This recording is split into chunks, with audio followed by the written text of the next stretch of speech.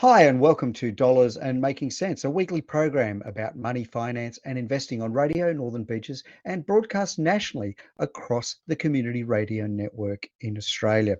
I'm your host, Ray Treverson from OTG Capital, and I'm really pleased to welcome to the microphone today Scotty North from Real Estate. What's the name of the company again, Scotty? Real property advice. There we go, real property advice. So, Scotty, I guess before we get into the gist of what we're talking about today, can you give the listeners a bit of background to how you got involved in this industry and a little bit about your company? Sure thing. Uh, so I started about 20 years ago into property. But before that, I was, like all of us, in something else, and that was telecommunications. But in telecommunications, I used to negotiate high-end contracts between mobile phone providers. So Nokia, Ericsson, Motorola, all those names that we don't hear of anymore. And so anyway, I hadn't had enough of that, did that for a while. And I said, okay, well, I'm pretty good at that negotiating sort of thing. So what do people spend the most money on? Spend the most money on cars and property. Oh, they spend more on property. Oh, I'll go and help them do that. That was it. There was no scientific sort of, calculations done. I just went, I'll go and do that. And so I actually started out sourcing US properties for Aussie investors, quite high yielding property, things like 20, 25%, and very, very cheap property compared to what we saw here. And at the same time, my wife and I decided that we're having a family, had kids. I got over to flying backwards and forwards to the US. So I thought I'll just do the same thing over here in Australia. So I started helping people buy property here, realized you had to be a licensed real estate agent. So I went and did that and have been an agent ever since. But I didn't come from a sales background for agency. It was always that negotiation and sourcing and what have you. Anyway, so we entered GFC as a Queensland buyer's agent. And I came out of GSC as real property advice because we saw there's a whole bunch of things that we could add to people's experiences in property, not least of which when you're a buyer's agent, you're telling people not to buy property because of the yields. That didn't help the cash flow going into GFC. And so we found that, we could do a lot of other things apart from that. And then so fast forward for a bit, had some, quite a lot of clients following us over time, and they'd be knocking on the door saying, let's do renovations, let's do something different. And it's like, I don't want to do a renovation. If you did a renovation, you're not going to make any money if you pay me to help with that because I charge too much. So we'll do development. So in 2015, I'd had a group of people say we want to do some development. We located a developer. We tentatively put our feet in the water there. And I had about 15, 17 people that expressed interest. We had a splitter block. So it was a block with on 3 titles, and we were going to boundary realign them. So the house stayed in the middle, and we sort of cut off 2 blocks, right, rather than being one big block. And I emailed 17 people, and I said, okay, here's your chance. We need 350 grand. Let's get going. And in 24 hours, we had $1 million.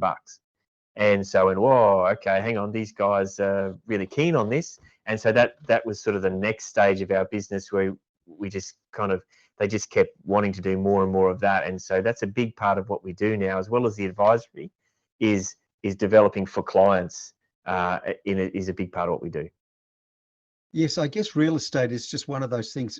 I come from Sydney, you're a Queenslander, but here in Sydney, real estate, and I guess Melbourne as well, always tends to be the very favourite topic of discussion because I have to admit to the listeners that over the last sort of 4 or 5 years, the thing in my household that's made the most money is not me or my wife, it's been our house.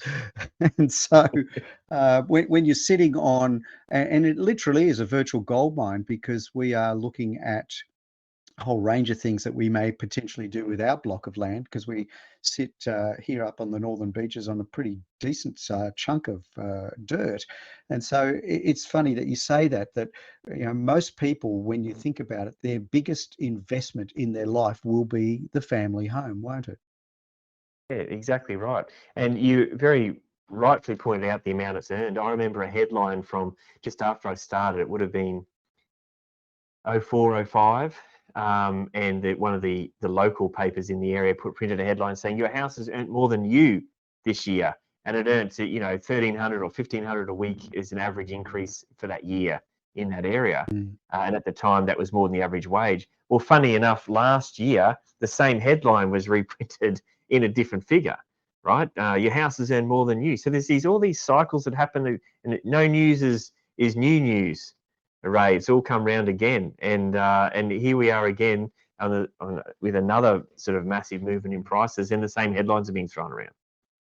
I guess that's my very first question to you, because when we were talking about doing the show, what would we talk about? And I guess when it comes to property, my word, there's a never-ending bevy of things that we could talk about. But I keep on reading about property cycles and booms and busts and the like. And my word, even on my Twitter feed, the number of people that keep telling us that the Australian housing market is going to go bust. And I keep on saying to them, look, what happened in America will not happen here, because we have something called recourse borrowing. But Yes. I guess from your perspective, Scotty, do you believe that even in this country, cycles exist? Yeah, look, I do definitely, Ray, and I got first-hand experience on what happened in the US. I'd go through some of those properties, and they'd pay them to get out and leave the keys, because what they'd do is they'd go and cut all the copper and sell it at scrap metal, and the place would be virtually destroyed. So the banks were paying them because they could walk away. And to reiterate on your point, was that that non-recourse and recourse borrowing. There's a big difference between what they could do over there and here, which underpins the stability of the market. We can't just pick up and walk away here and move away and leave our property to Westpac and say, there you go, it's all yours, because that's just not good. But in terms of cycles, yeah, we follow cycles really closely in our business, especially me. And there's so many different things that we see happening, and they never happen the exact same way, but they happen repetitively. And when you're in it, you don't always necessarily see it until you look back at it and go, oh, that's the same thing that happened X number of years ago or 10 years ago.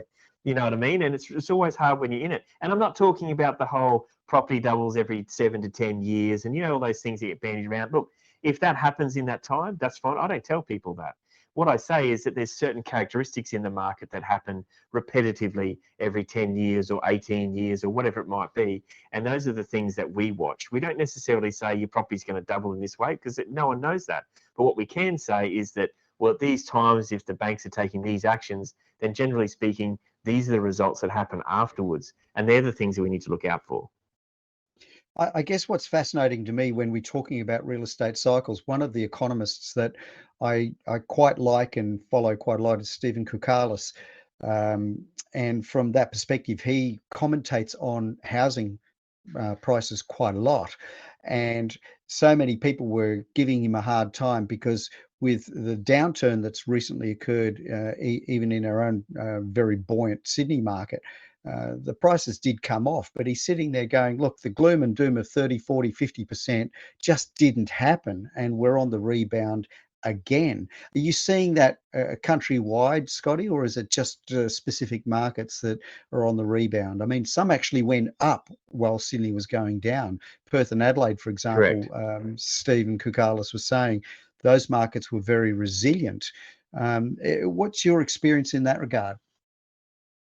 Yeah, so I'm going to take a little bit of time to answer this question, Ray, because I've got some thoughts about this. And one of my thoughts are that if we actually could fast forward a few years and then go back and look for, say, the past 7 to 8 years, how would we see of the performance of property over that time, including the reason that we start talking about that with our clients, because my argument is that if you stop a natural action happening, like buying, selling property, locking up in homes and all that sort of stuff, right, because we couldn't get out, then is the pent-up demand the spike we saw, or is it something else? Because what we're sort of being told is, oh, it's this corona-induced, we all wanted to go and buy more property. My argument is that what happened was we took, say 2 years where it kind of not much happened, or 18 months, and we kind of fed that into the next 15 months, 12, 18 months, whatever you want to say that time frame was. Well, of course, we're going to see a massive spike in things that happen. And so the reason I'm backfilling that is because if you look at it that way, then it's kind of like we burnt out all our wood. Now we're going to go back to our baseline, but our baseline might have already been on a move trajectory upward. we've just had this massive hump, and therefore it's come back down. And then hang on, tick. Now things are either leveling out or moving up. I don't think we're seeing just yet huge prices tanking, because we're seeing there's a lot of fundamentals in the market that are telling us otherwise. Let's just put it that way. It's fascinating because when people ask me, and I'm going to be a little specific now, because my investment fund, for example, we use real estate as collateral against our commercial loans. And so I follow this very closely. I also follow interest rates from an RBA perspective very closely, because how the interest rates go up and down is a key factor to whether I pay my clients a certain rate of interest or not. And so when we collateralize our loans, the value of the property is incredibly important. And so we make some very definitive decisions around what we think is valuable and transferable back into cash very quickly. And this is where I think we make that distinction. So, I look at markets in and around Australia. What I've seen certainly, and I'd like you to comment, in the last 3 to 5 years, is property seems to be turning over a lot faster than it used to. Are you seeing the same thing? Yeah, we sure have. And I still think that's a bit of a corona-induced, especially in the past 2 years, right? We had a lot of people that were either buying separate properties or exiting the capital cities into regional or rural areas. And so there was that massive turnover in that space. And we have seen the reversal of that. I know that there is some people that have been to an area, say a large regional area, say the Sunshine Coast or what have you, or maybe a Newcastle area, and they've gone, oh, I really kind of want to get back to the big smoke. So they've gone backwards back to where they came from, if you know what I mean.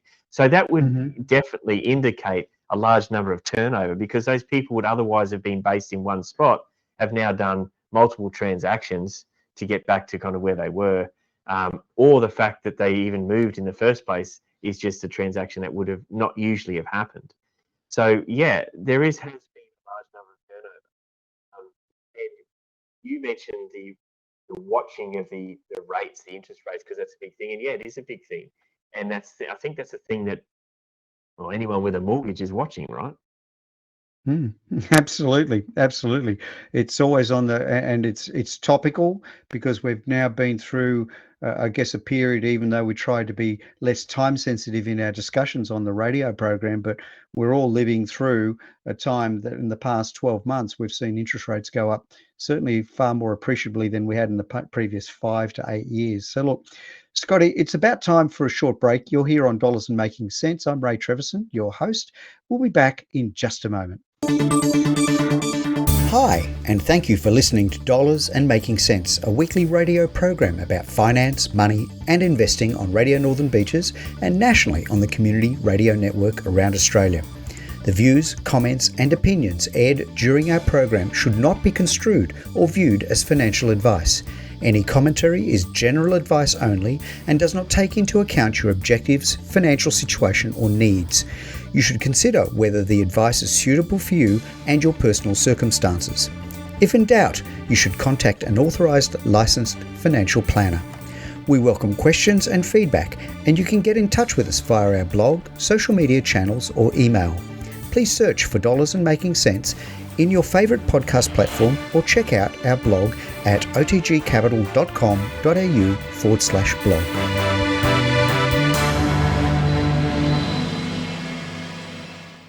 And welcome back, ladies and gentlemen, to Dollars and Making Sense, a weekly program about money, finance, and investing. I'm your host, Ray Treverson, and at the microphone today, I have Scotty North, and we are talking about buyers agents. Now, during the break, Scotty, we were talking about a whole range of things. I just get really excited about talking about property because there's just so many things we can be talking about. So what I'm going to try and do for the second half of the show is just limit our discussion to what buyers agents do, because look, we're going to pick up on this. There are so many threads here that we can pick up on. So look, first of all, let's get back to basics. 1.01. What does a buyer's agent do for a client that walks in the door? Sure. A buyer's agent should always represent the buyer. I mean, I know it sounds like that's kind of like a no-brainer, but a real estate agent is really a seller's agent, and a buyer's agent is the buyer's agent. and they should be remunerated and conditioned that way. And I'll get into that in a sec. The reason I sort of clarify that is because there's a lot of buyers agents in a real estate office, and those buyers agents are the ones who take the buyers around to show them the houses to sell the sellers, and they just call them internally in the office buyers agents, but they're not a proper buyers agent. They're a seller's agent who is running the buyers. Okay, a proper buyer's agent is always paid by the buyer. So your client, as in the professional's client, is who pays their bill. So when you sell a property, the client of the real estate agent pays the bill. So the seller pays the bill. And in a buyer's agent transaction, in this country at least, the buyer should be the one paying the bill to the buyer's agent. And the reason for that is that they're the ones, they're contracted in that manner. So a seller's agent is contracted to get the highest price or the best price and the best terms available to their client. And a buyer's agent is contracted to get the best price and the best terms available to their client. So as you can see, they're conflicting, right? Just like a buyer and a seller is conflicting, a seller's agent and a buyer's agent should be conflicting. The buyer's agent should be getting the best price for their client. And so when they are only operating under one agreement, as in a seller's agreement, then the buyer's agent is really only working for the seller, and you don't want that. So if you're a buyer who's using a buyer's agent and you're not paying a fee to that buyer's agent, that's your first, red flag to look at. So that's your big red flag. The big red flag, right? It's a big one. That's the first thing you got to work out. And look, there's plenty of decent, good buyer's agents, right? I mean, it's not going to be hard to jump online and find one in your area that works for you. And make sure you ask them this type of questions. So the second thing is you want one who works in the type of property and the area that you're looking to buy in, right? And just like sales agents can be specialized, buyers agents can be specialized. So there could be a commercial property buyer's agent that works for that, or there's one in your local area that works in your region or whatever. And so that's part of the screening questions that you have with buyer's agents and their history and how long they've been trading and all that sort of stuff. But what a buyer's agent actually does, Ray, is the reason it's so important to have that connection for the representation is because, well, they're the one batting for you, right? They're the one in there in the scrum trying to get the ball out and the best deal, the golden egg, whatever you want to call it. They're the ones that are sniffing out the deals for you because you've engaged them to do so. They're your representative, and they represent you at the auction or whatever it might be, and it's meant to have your best interests. So you need to be able to like the person, you need to be able to trust them, and you need to be able to work with them. But they're a very important role. If the role's done properly, it's a very, very important role for someone who does that, because they're essentially, they're not giving away all authority to the buyer's agent, and they're not just, abdicating their position as the purchaser, but you are definitely inserting someone who needs to be trusted and who is going to help you along the way. So that's not a small thing to do. On the flip side of that, it's a totally great thing to do if you don't have the confidence or the time or the experience, or the local knowledge or whatever it might be to go and do that transaction. So the buyer's agent will definitely help you with that. I must say, from my own personal experience, when I transacted my last home purchase, which is going back a long while now, I mistakenly thought the real estate agent was a nice guy and he was looking after my best interests. And I found out much later, to my chagrin, that he really wasn't. He was, as you rightly said, Scotty, he was there looking after the seller. And I was just the schmuck that walked in the door and got taken for a beauty, because I must say, I'd never heard of buyer's agents at that time. And given I had a decent chunk of money that I'd made through the internet, and I was very fortunate. I won't say otherwise, but I think I ended up paying a decent chunk of money more that I'm absolutely certain, if I had had a buyer's agent whispering in my ear going, "Ray, walk away. You don't have to do this, mate, and you don't have to pay."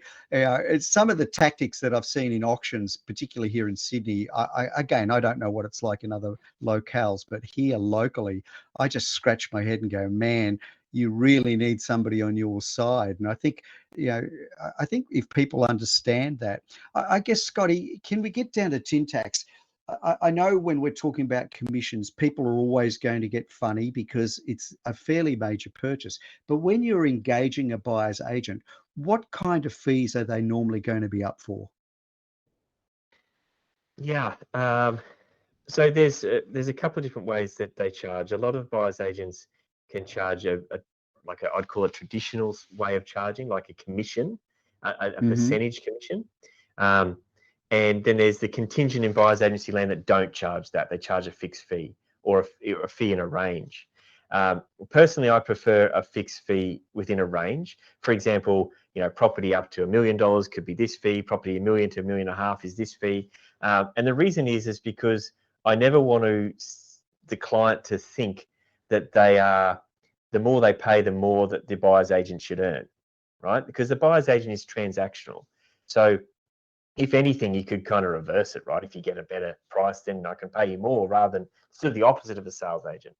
But what Mm, someone should expect to pay is still going to depend on their price range of property. And as much as that probably is sometimes not particularly an accurate way of pricing, it's still the way that most real estate industries work, right? It's to do around the price. And the reason I say that is that it can be just as difficult, if not more so, to find a decent property for 700,000 in an area as it is to buy a property for 1.5 million in the area. So why should you pay more for the 1.5 million, right? I mean, but the simple fact is, it really is area dependent on where you're going. If your whole area median house price is $1 million, it's going to be impossible to find something for 350 grand. So it's not going to matter what you charge. You're really not going to find it. And the flip side is that it might be just as difficult to find something for 2 million. So there is always going to be a natural range that comes into an area in which you work. And because of that, the prices will reflect it. So you can expect to pay anything from, say, $10,000 on something, 500,000 to, 30,000 or more if it's well over $1 million, pushing 2 million, or then it can start to drop off as a percentage if it gets, to $4 or $5 million. It there's It's really got to be a large range, Ray, because there's no sort of sure. set price. It's not legislated. There's no governing of pricing, but they all kind of even out in the same sort of services, can work on the same prices. I'd say ring a few and get a good idea. I guess I'd like to pose an innovative question to you. When my mother and father were still around, they asked me to help them sell their property. They were moving into a different house down Canberra way, and so I started engaging with some of the realtors, and I found, the normal thing was, they'd do anything and say anything to get the listing. And I went back to them with a rather innovative thing that said, well, look, what's a fair market valuation? And so they came, I was talking to three or four of them at the time, and they came back to me with a figure. And I said, okay, so that's the line in the sand. So I said, let's say 5% below that, you'd be able to give it away, wouldn't you? And they're all easily saying, oh, yeah, yeah, of course, you're just giving it away then, aren't you? I said, fine. So what I went back to all four of them was I said, okay, if you are able to get your market valuation, I'll pay you X. And if you can get above that, I'll pay you 2X. I'll give you an incentive if you can get my mum and dad a better price. But I said, but here's the kicker. I said, if you give the house away at the price that we've agreed upon is giving it away, you get nothing. Well, I got to tell you, I scared three out of the four of them away, going, oh, no, we can't do business that way. And I said, well, why? I said, you've just told me in an honest conversation that you can give the house away. So if you can give it away, I can give it away too. So why would I give it away and pay you a commission to do so? Because I think we've both seen, and we've seen here locally in the Sydney market, where real estate agents, when they start getting lazy, if they've got too much going on, they'll just simply give a house away because they're still going to get the lion's share of their commission, even if the Exactly. price is 10% lower. Is this something that you could, I guess, increasingly negotiate, or is it still very much the shoes on the other foot? I just wanted to posit that to you. Yeah. Are you talking about Are we still talking about selling here? Are we talking about with the buyer's agent side of things? Well, it goes both ways, I guess, because if somebody Sure. came in and said, "Look, I want you to be my buyer's agent," and the listed price is, let's say, 2 million, and they come back and say, "Well, I can get it to you for 2.2," and it's like, "Well, gee, thanks for nothing." I could have Yeah, got it for that's for right. 10% above as well. So I'm just sort of Mm. trying to set some barriers here that say, is there a way to negotiate with both buyer and seller agents that say, "Look, do your job, okay? And if you don't do your job, I don't think I should pay you a commission just for you turning up." I think I'm just trying to, I guess, gauge your view because you're in the industry, I'm not. Yeah, yeah, that's fair enough. I think that I think there's definitely a way to do that with selling. And the reason I say with selling and not so much buying, and buying would be a little bit more complicated, is because with selling you have the one house that you're dealing with. So you can get a valuation on that one house from a valuation firm or multiple real estate agents or whatever, and then you can have that conversation of those KPIs with the sales agents. With buying, you could do the same thing, but you'd have to do it on each property that you went to negotiate on. So you'd have to go and get a valuation on that one and that one and that one. So it would be a little bit more difficult from that perspective. But the concept is sound in the sense that, well, if you get it for this, I'll pay you that. If you get it under that, I'm not going to pay anything. So that's right. I just think it gets complicated on the buying side because no one's going to want to pay for You're right. multiple valuations. That's where it would fall down. And I think what's happening of recent times as well is there's just been a very competitive market. I mean, here locally, in even my own part of the world, the average time on market has decreased so greatly, so they don't last long. So look, No, they don't. The other Scotty, thing too, Ray, I'll go. just throw in there that there was a buyer's agent who had a running ticking total on his website that said this is how much I've saved clients, and it was all based on list price versus what he got it for. So it's not a bad idea. Except Okay, the fact that's is, good. what's a list price? List price is nowhere Yeah, near what I was going to pay for a property anyway, and we've paid at below and above to depending on the property. Like if it's a really hot market and we know we want that property, then we're going to go in and offer this and we're going to beat other people out of the water. I mean, that's essentially what an auction is, right? Um, and and at price, just because a buyer's agent is got a relationship, as in they're known in the area, they can get properties before others. So the whole list price doesn't mean anything because it's not cemented till someone does a transaction. well, look, Scotty, it's been a great chat, and I'm definitely going to have you back on the show. We've run out of time, unfortunately, for today. Look, there are so many more things I want to talk to you about. Thanks so kindly for being on the show. Listeners, thanks for being with us at Dollars and Making Sense. And until next time, Scotty, it's adios.